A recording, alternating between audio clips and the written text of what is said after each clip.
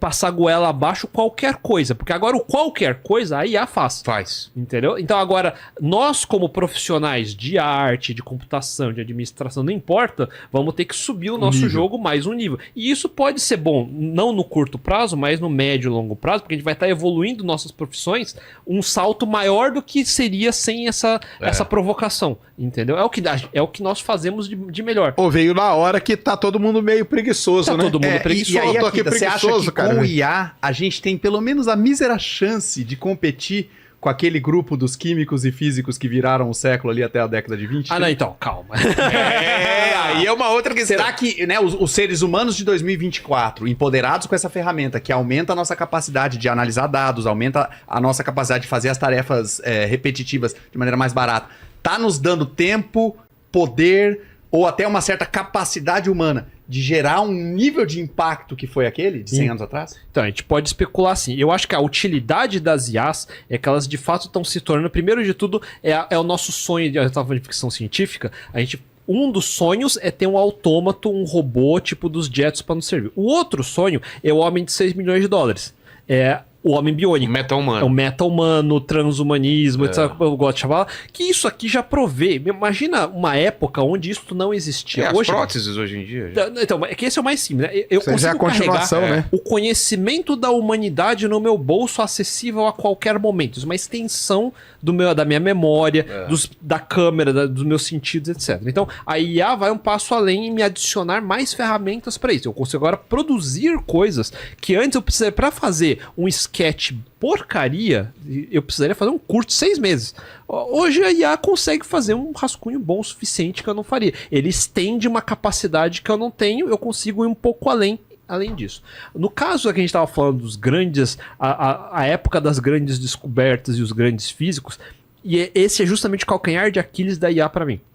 Porque eu tenho um exercício na minha cabeça que alguém pode me provar que eu esteja errado, mas eu tenho na minha cabeça que se eu fornecer a melhor IA que tem hoje, toda a ciência e toda a matemática até o século XIX, e pedir para ela derive o século XX, ela não é capaz de fazer. Ela não será capaz de fazer. Ela não dá o salto ali do Newton para a relatividade. Não. Porque é o mesmo problema de que muita gente acha que, beleza, se eu tiver a melhor IA do mundo, se eu pegar todo o código-fonte de como eu gerei o ChatGPT 4, ele vai me gerar o ChatGPT 5. E a partir daí ele vai gerar o 6, vai gerar o 7, vai gerar o 8 e vai ficando cada vez melhor. Ela não é capaz de fazer isso. Ela não é capaz de gerar algo novo que não existiu antes. Ela não é capaz de gerar o paper de 2017 que dá origem a essa arquitetura nova. Então eu posso fornecer toda essa informação que eu tinha até 2017 e ela é incapaz de me gerar o paper novo. Ela só é capaz de repetir o que veio antes. Mas se eu der o paper pra ela é capaz de, em cima do paper, gerar as coisas? Ela é capaz de resumir aquele paper. E esse que é o pior. Ele não consegue aumentar, ele consegue resumir. Ele é muito bom de resumir as coisas. Por isso que é um excelente cara para você aprender coisas que já existem. Me resuma física quântica. Ele consegue te dar um resumo. Me resuma a vida do Geoffrey Hinton que eu falei lá de IA. Ele vai conseguir te dar biografia, porque ele viu a Wikipedia. Então, essas perguntas factuais, e a gente confunde muito inteligência com saber trivia. Trivia não é inteligência. Trivia só quer dizer que você tem uma boa memória. Boa memória não te torna bilionário, não te torna melhor empreendedor, nada. Só quer dizer que você tem uma boa memória. É o problema de teste de QI, por exemplo. Não há correlação entre os melhores QIs e os maiores bilionários da história. Não tem. Não existe. É uma métrica arbitrária que eu inventei que mede um aspecto da inteligência. Aí, no século 20 e 21, a gente fala de inteligência emocional, o tal do Q. Aí já começa com múltiplas inteligências. Vou roubar a sua frase. Aí é mais complicado. É complicado isso aí. É complicado isso aí. Então, é complicado isso aí. Então, aí o que eu acho é que a IA é incapaz de gerar descobertas, porque ela não tem capacidade de abstração. Nem pela tentativa e erro. Não é pra... Alguém tá olhando e ela tá gerando várias coisas e alguém fala, opa, isso daqui é maravilhoso. Então, mas aí que tá. Imagina que Você entendeu o que eu falei, né? Sim. É o human in the loop, né? Isso. O fato de ter uma pessoa... observando. Ela tá lá, você coloca vários caminhos para seguir e alguém fala, cara, olha o que chegou isso daqui. Aí o cara Aqui, entende. cara, esse episódio mesmo, no começo eu peguei o social listening e eu tô tentando trazer esses elementos que nunca foram falados antes em outros episódios sobre IA no Brasil, pra gente trazer Um analista humanos ou dado Isso, pra tentar... Mas esse dado existiu, ele capturou. Sim. Então, o que eu tô falando imagina, você perguntou sobre substituir, por exemplo, os grandes físicos. Em algum momento, um desses grandes físicos de física quântica imaginou, para resolver esse problema, não é possível no nosso universo, mas no multiverso, alguém teve que inventar esse conceito para resolver uma equação. Ele não existia antes. Não existia um registro de multiverso, porque não existe evidência física de que isso existe. A gente só inventou o conceito, porque para resolver a porcaria da equação, eu preciso de mais do que... um arcabouço teórico para em cima daquilo fazer. Eu preciso disso, entendeu? Só que para raciocinar esse nível, eu primeiro preciso ter essa intenção, eu preciso saber como calcular, e IAs não sabem calcular. Elas sabem fazer força bruta para tentar calcular, mas ela não inventa uma coisa nova. Se eu não fornecer dados que desse dado chega nessa resposta, ele não sabe o que fazer. Ele não tem por onde começar. Ele não tem como falar, se eu colocar o sinal de mais junto com o sinal de menos, ele não tem como derivar isso. Ele não deriva. Ele não tem derivação. Então, não existe essa cognição, não existe a intenção, não existe o propósito, não existe a coerência de tentar definir algo que não existe. Porque ela não tem porquê. Ela não tem motivo, ninguém pediu pra ela. Isso nos traz pro tópico, um desses que a gente elencou aqui, de profundidade, né, cara? Que você chamou de calcanhar de Aquiles da IA, então, de não conseguir pensar algo que não existe, não conseguir trabalhar dentro de uma definição que ainda não foi criada. Isso. É aí que normalmente tá o universo de você levar os temas para uma esfera mais profunda, você dar o passo para trás do filósofo, você refletir sobre como aquilo está impactando a realidade, como aquilo vai impactar também, né? Então, isso é algo que os modelos de linguagem que foram criados em cima de toda essa base de aprendizado, toda a internet, como a Akita colocou bem, quando você tenta fazer um exercício de aprofundamento na discussão, ele falha miseravelmente. A gente tem que lembrar que toda essa discussão de IA que surgiu por causa de GPT, o GPT é um modelo de texto, é gerador de texto, que derivou de estudos de como fazer um computador falar como um ser humano. É por isso que a gente acha tão fascinante, porque a gente conseguiu fazer ele gerar um texto que parece, de novo, um humano que falou, mas só parece, ele não tem nada por trás que indica intenção, emoção, mas muita gente memória. saiu falando que era melhor até, né? E esse é um problema que vai ficar grave, entre aspas, acho que as pessoas estão entendendo isso agora, porque as pessoas acham que porque um computador disse de uma forma decisiva, confiante, segura, que ele está correto. E aí, quando ele erra, todo mundo fica surpreso. Eu falo, não sei por que vocês estão surpresos, porque ele nunca tentou estar certo.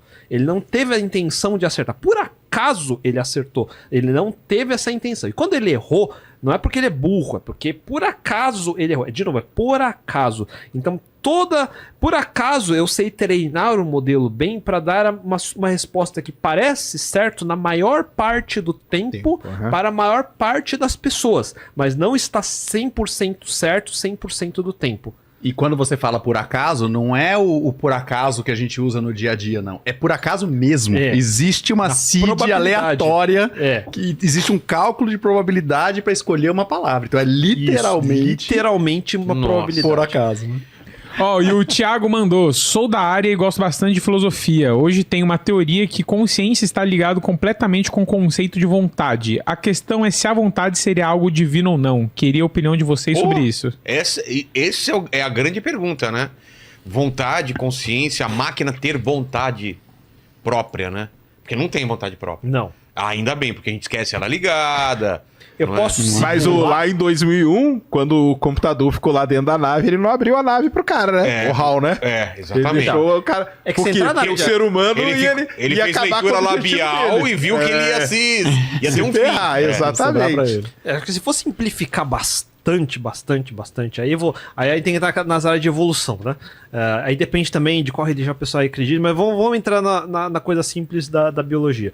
Em algum momento nasce um organismo, esse organismo tem um ambiente hostil para lidar, aí muitos desses organismos dão certo, muitos dão errado. Aí a seleção desses organismos que vão dando certo tendem a dar vantagem àqueles que parecem que fazem, sei lá, um esforço extra, tem uma vontade maior de sobreviver. A gente pode interpretar isso de várias formas, não quer dizer que foi isso, mas a seleção tende a dar prêmios maiores a quem sobrevive de acordo com a lei do mais forte, seja lá o que for naquele momento da evolução, para que ele se adapte e sobreviva. Então, existe um mecanismo de seleção natural e evolução gradual e contínua que tende Aí depende muito da filosofia de quem veio antes, o ovo ou a galinha. Tipo, a vontade veio antes ou a vontade veio porque foi isso que tornou possível aquela seleção. Então, nós, como seres humanos, damos o nome daquele fenômeno como, sei lá, vontade ou esforço, alguma coisa do tipo. Mas isso não é uma definição. Isso não é uma característica, é a minha definição em cima do que eu observo. Então existe uma coisa que eu observo, que pode ser isso, não quer dizer que é, mas dali vem a tal da vontade. No caso de computadores, aí eu vou derivar nessa direção, até nós da computação, a gente tem as brincadeiras de fazer simulação, por exemplo, The Sims, né? Muito antes do The Sims, a gente tinha o jogo da vida que determina que pixel que sobrevive e que pixel não sobrevive, e se é possível ter o fenômeno da emergência dentro de um computador. Então, existe toda uma discussão em cima. Isso aí já é antigo, né? Tron, né? Matrix. Ghost in the Shell, Ghost desse in the fantasma Shell. dentro da máquina, né? Exatamente. Então, a ideia de vontade, a ideia de... pode um computador ter livre-arbítrio, por exemplo? Então existe, Asimov gosta de falar sobre isso, então é a ideia do iRobot, por exemplo. Então o que significa livre-arbítrio dentro de um computador? E se nós estivermos dentro de um computador? Que aí chegamos em Matrix, 13º andar, porque se os nossos sentidos são puramente sinais elétricos indo para o nosso cérebro, se eu cortar todos os 5 sentidos e ligar numa máquina que produz imagem, áudio e todos os sinais elétricos de tato e áudio, como o seu cérebro sabe que ele não está num computador? Então, teoricamente, eu não teria como saber. Eu posso argumentar que o poder computacional não é suficiente, etc. Mas, filosoficamente falando, eu não teria como saber. É o artigo do cara lá, né? Que a gente vive numa simulação. Então, a gente pode... Existem esses questionamentos que a gente pode fazer, que a gente... É um exercício de pensamento, não tem uma conclusão